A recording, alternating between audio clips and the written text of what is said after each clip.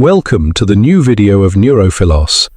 Get ready to dive into a gripping tale that will leave you breathless, thinking, and inspired. Whether you're here for the mystery, the drama, or the unexpected twists, you're in the right place. Make sure to hit that like button, drop a comment, and subscribe so you never miss another powerful story. Let's begin. The trap of the modern mind. Every morning begins innocently enough. An ordinary person wakes, reaches for their phone, and scrolls through a feed of polished lives and perfect mornings. Somewhere between the first message and the first sip of coffee, a quiet unease takes hold. A whisper appears in the mind. You're late again. You never stick to anything. Another follows. Look how well others are doing while you're still stuck. These thoughts arrive uninvited, unexamined, and unquestioned, yet they shape the entire emotional climate of the day. This is the invisible attack of the modern mind, not from the outside world, but from within. What most people never realize is that these thoughts are not harmless commentary. They are commands disguised as truth. Each one programs emotion, influences decision-making, and dictates behavior. They are the internal language of an unseen prison, one whose walls are built from unquestioned assumptions and automatic self-judgments. The psychiatrist Aaron Beck, founder of cognitive therapy, made a discovery that still changes lives. You are not your thoughts. You are the awareness that observes them. The mind produces endless commentary, interpretations, judgments, and fears, but none of these define who you truly are. The tragedy is that most people never learn to separate the two. When a thought like, "I am a failure," appears, they do not recognize it as a passing mental event. They fuse with it. They become the failure in their own eyes. Beck called this phenomenon cognitive fusion, the merging of identity with thought. It is a subtle but devastating collapse that turns fleeting mental noise into emotional reality. Once the fusion occurs, everything begins to orbit that belief. A single moment of lateness becomes proof of worthlessness. A small mistake becomes evidence of inadequacy. The person no longer perceives life as it is. They see it through the distorting lens of their own mental judgments. The danger of cognitive fusion is not just emotional suffering, it is the quiet erosion of freedom. When you believe every thought that passes through your mind, you are no longer the author of your inner world. You are being lived by it. Your mind becomes a parasite, inhabiting your body, consuming your energy, and dictating your choices while you believe you are acting freely. The more you obey its commands, the stronger it grows. Beck's insight was radical because it shifted the focus of psychology from external events to internal interpretation. Most of our suffering, he realized, does not come from what happens to us, but from how we think about it, and from the fact that we do not realize thinking is happening. The voice in your head that says you're not enough feels like truth because it speaks in your own tone. Yet it is nothing more than a reflex of conditioning, fragments of fear, shame, and memory dressed as reality. This is the trap of the modern mind. The mistake internal commentary for truth. In an age saturated with comparison and performance, this trap grows stronger. The mind, constantly stimulated by digital mirrors, becomes a battlefield of judgment. Thoughts of inadequacy are triggered not by failure but by exposure to success stories, filtered images, and curated lives. Every scroll reinforces the illusion that you are behind, different, or broken. The moment you believe these thoughts, you begin to act from them. You withdraw, you hesitate, you censor your voice. The mind whispers, "Don't try, you'll fail anyway," and the body obeys. What began as a thought becomes a behavior, and the behavior becomes a life. Yet Beck's message offers a quiet revolution. Freedom begins the moment you recognize a thought as a thought. The instant you say, "I am having the thought that I am not enough," you create distance between awareness and mental content. In that space, possibility is born. The observer awakens, and with it, the ability to choose a response instead of being ruled by reaction. But this realization is not easy. The mind resists separation because identification feels safe. To question the inner voice is to disturb the foundation on which identity has been built, yet it is only through that disturbance that liberation begins. Every mind lies. It tells stories based on fear, habit, and conditioning, yet insists they are facts. The greatest lie of all is this: if I think something, it must be true. That confusion between thought and identity is the root of all psychological imprisonment. The key, then, is not to silence the mind, but to see it clearly. To understand that what appears inside your head is not always a reflection of the world, but a reflection of conditioning. To awaken from this trap is to step into a higher form of intelligence, one that watches thought without worshipping it.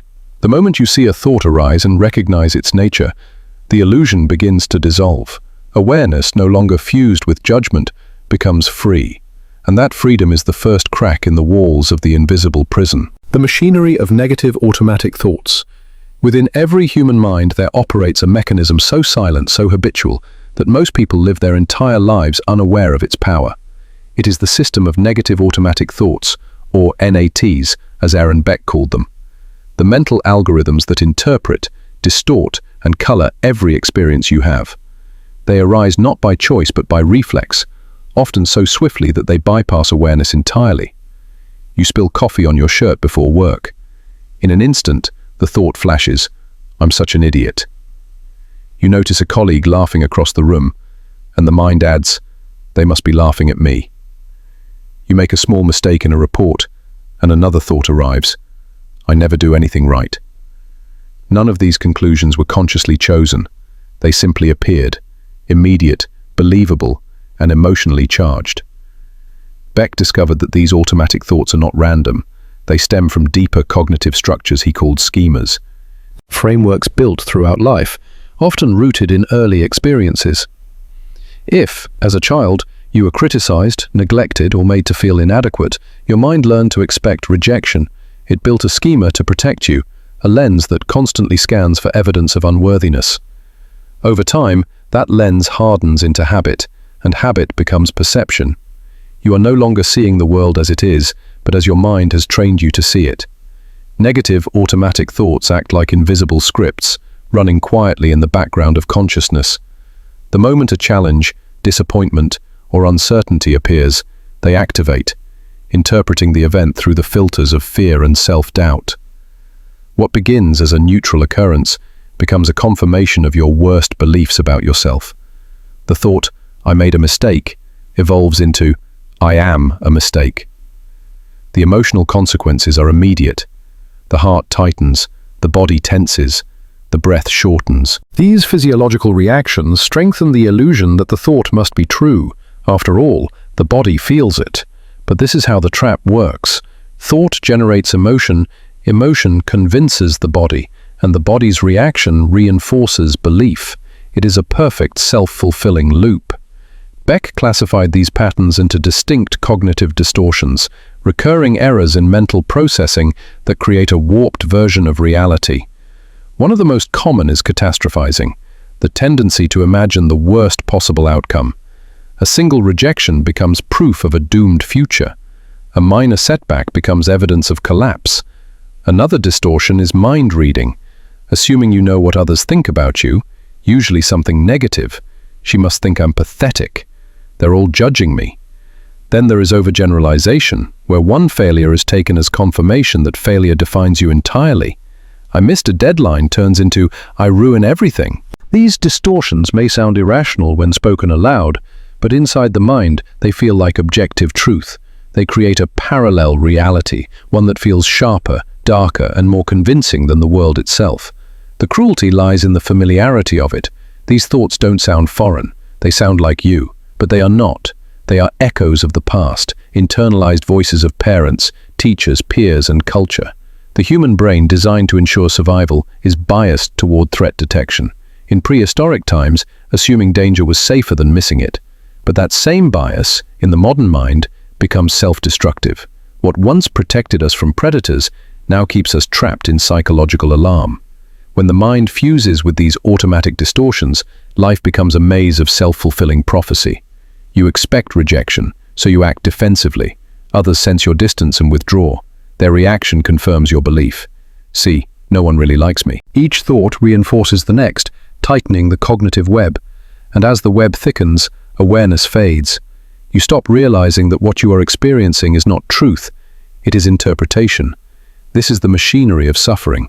Thought creates emotion, emotion drives behavior, and behavior validates thought. The The system feeds itself endlessly until you mistake the echo chamber of your own cognition for the sound of reality. Yet Beck offered a way out, not by silencing these thoughts, but by understanding them. To dismantle the machinery, you must first see it clearly. Observe when a thought arises automatically. Recognize its tone, its pattern, its predictability.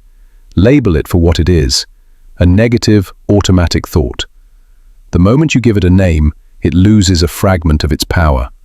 Awareness, even in its smallest spark, begins to interrupt the loop. The mind's distortions are not personal flaws, they are conditioned responses, remnants of old strategies for emotional survival. The goal is not to hate the mind, but to educate it, to teach it, patiently, that not every alarm deserves belief.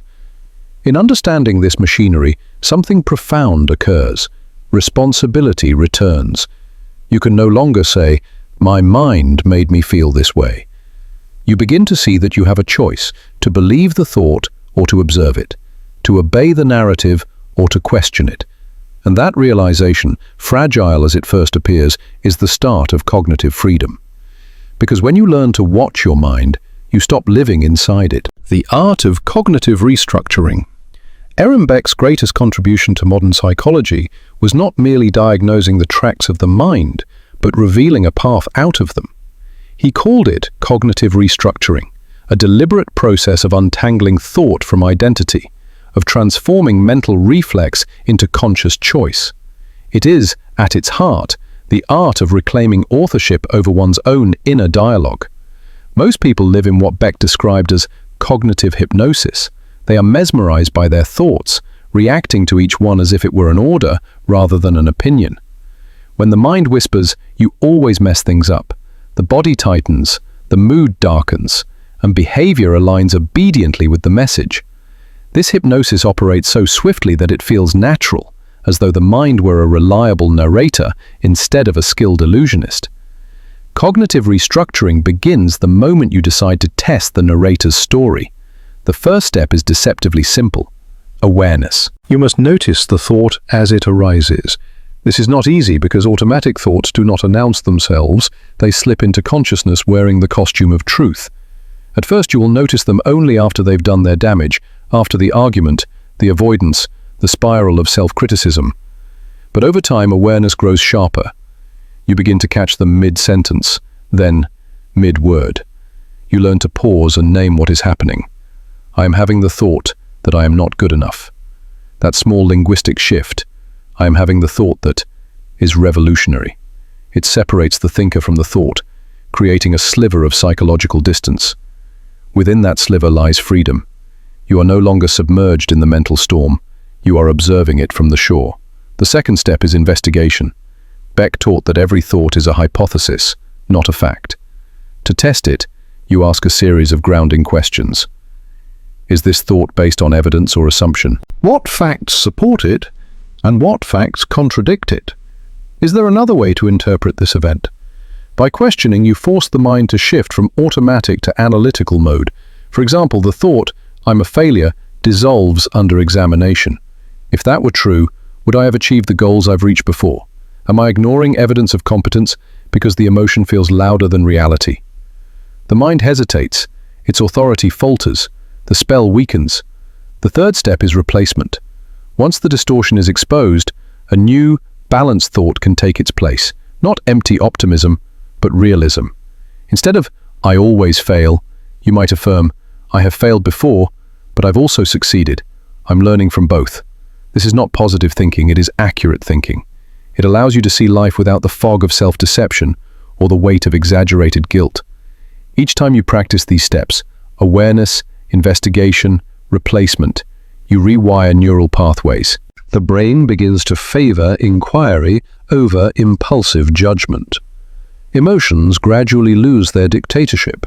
Behavior becomes intentional rather than reflexive. But cognitive restructuring is not a one-time epiphany, it is a discipline.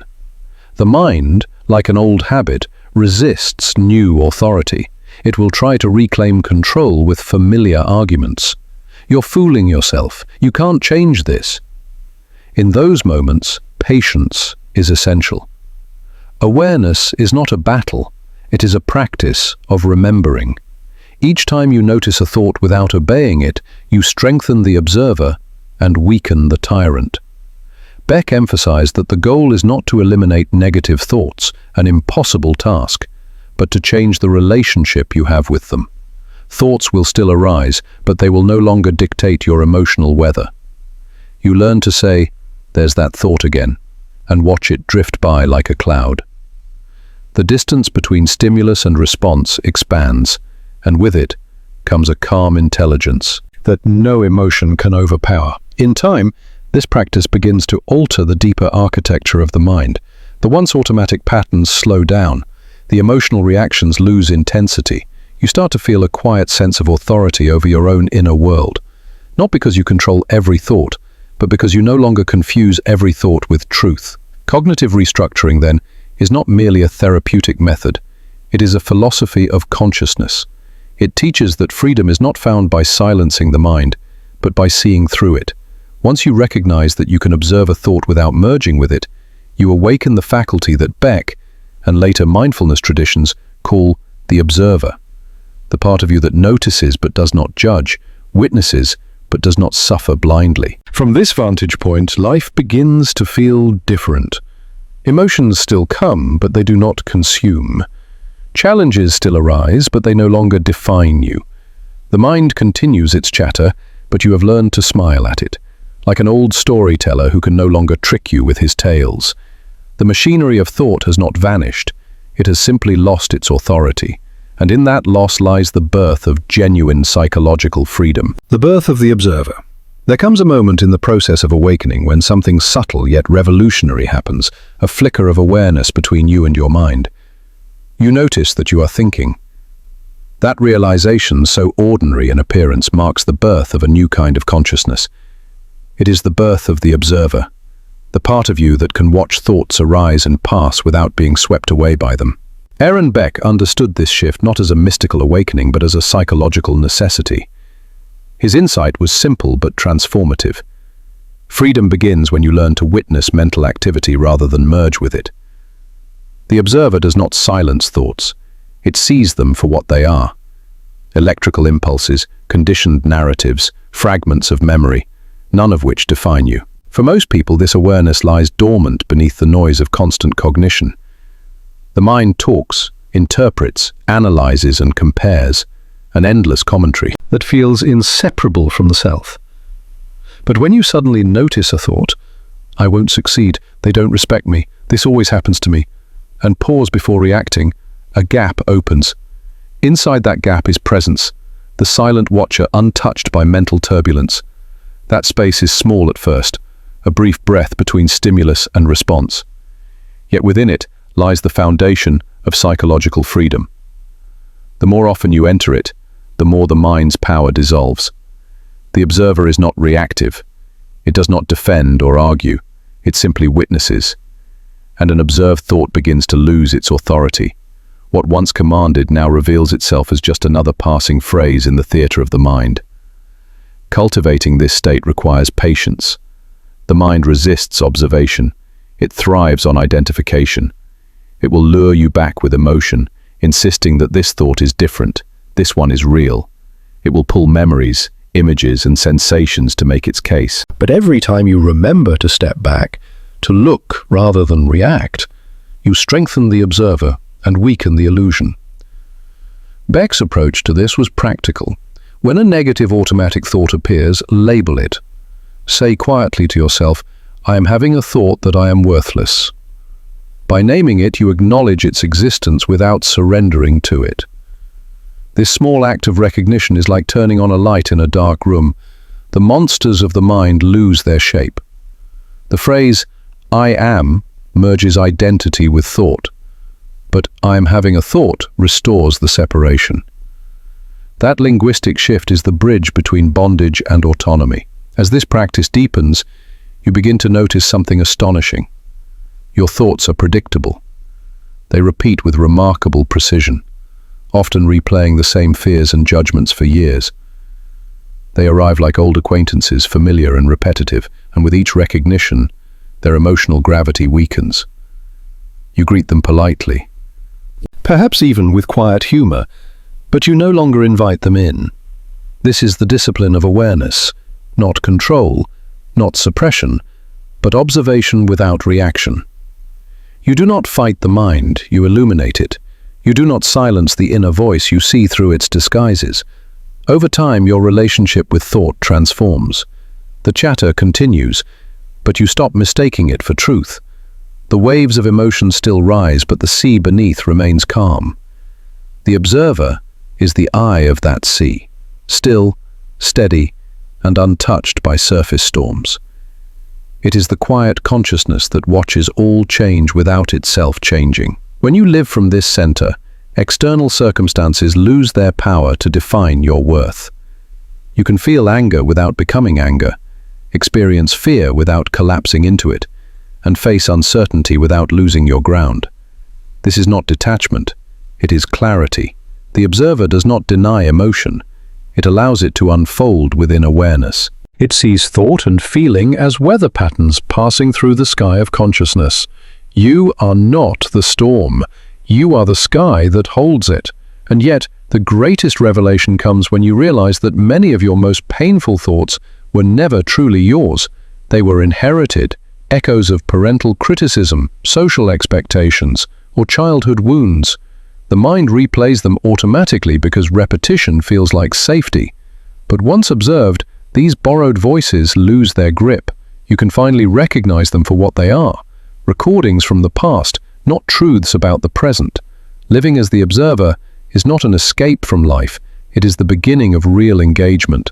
When you stop being enslaved by mental narratives, you can meet reality as it is, fresh, direct, and unscripted. You begin to see the world not through filters of fear or judgment, but through the clear lens of awareness. This is the quiet revolution that cognitive therapy and mindfulness both point toward. It is not about controlling the mind, but transcending identification with it. In this realization, the mind becomes what it was meant to be, a tool, not a master. When you stand in that awareness, the storms of thought may still come, but they no longer carry you away. You remain, the watcher, the witness, the unshaken center. And from that center, a new kind of strength is born, one that does not shout or struggle, but simply sees. The reclaiming of inner sovereignty. There comes a point in the journey of awareness when understanding is no longer enough. You have seen the machinery of your mind, its automatic thoughts, its distortions, its endless need to narrate reality. You have practiced watching it, questioning it, and even smiling at its old tricks. But true transformation begins when you take back authorship, when you stop being a character in the mind's story and become the writer of it. This is the moment of inner sovereignty, when consciousness sits once again on its rightful throne. For much of your life, your thoughts have spoken with the authority of truth. They told you who you were and what you deserved. You're not good enough. You always fail. No one really cares about you. You obeyed those voices, not out of weakness, but because you never realized they were not your own. They were inherited echoes, phrases spoken long ago by parents, teachers, or peers that settled deep within the subconscious and replayed for decades. Aaron Beck saw this clearly. He realized that many people were not suffering from their lives, but from their programming. Their inner world had been colonized by voices from the past, statements once heard in moments of vulnerability that now masqueraded as self-truth. The mind, efficient but blind, repeated them endlessly, mistaking repetition for reality. But there comes a moment when you see it, when the illusion breaks. You recognize that the thoughts that have ruled you for years were never yours. They were absorbed. In that realization, the ground beneath the old identity begins to crumble. The shame, the guilt, the constant striving to prove worth. All of it loses its foundation. What remains is the awareness that was there all along, the silent presence that has always been watching. To reclaim sovereignty means to stop outsourcing authority to your mind. The mind is not an enemy. It is a servant that forgot its place. It was designed to analyze, plan, and protect, not to define who you are. When you identify with its fears, you become small. When you use it as a tool, you become vast. The question is no longer how do I silence my mind, but how do I relate to it from a higher level of consciousness? The process begins with courage, the courage to face the truth that much of your suffering was self-inflicted, not intentionally but through ignorance. It hurts to see that you have lived as a puppet of inherited beliefs. It hurts to realize how many choices were made from fear, how many dreams were abandoned because of a voice that said, "You're not capable." But that pain, Beck would argue, is sacred. It is the pain of awakening, the ache that precedes liberation. Once you see the mechanism, you can no longer be fully controlled by it. You begin to catch the mind in the act, whispering the old script, spinning the familiar drama, and you simply pause. You breathe. You smile. You say, "I recognize this story, but I don't have to live it again." That single act of recognition is rebellion. It is psychological defiance against years of conditioning. From that moment, choice returns. You begin to select your thoughts as carefully as you would your words. You start to question what deserves your energy, your attention, your belief. Slowly, the inner landscape changes. The same situations arise, but you respond differently. The world hasn't changed, you have. You no longer see through the fog of inherited distortion. You see through clarity. Inner sovereignty is not about becoming invulnerable. It is about meeting life consciously. You still feel sadness, disappointment, or fear, but none of these define you anymore. They are visitors, not rulers. The mind may still whisper, "You're not enough," but you know now it's only a memory passing through awareness. You've stopped confusing the echo for the voice. And with that freedom comes an unexpected tenderness, a quiet compassion for yourself and for others still trapped in the storm. You understand now that every harsh word, every defensive behavior, every self-sabotage was never proof of worthlessness, but a symptom of unconsciousness. Awareness transforms not only perception but also the heart. To live in this state is to stand firmly within yourself. You act from clarity, not compulsion. You choose responses instead of reactions. You speak not to prove, but to express. You no longer chase validation because the very structure of validation, the belief that worth can be granted, dissolves. Worth was never something to earn, it was something to remember. This is what Aaron Beck's legacy ultimately points toward. Not merely a method for managing thoughts, but a pathway to reclaiming the mind as a servant of consciousness rather than its master.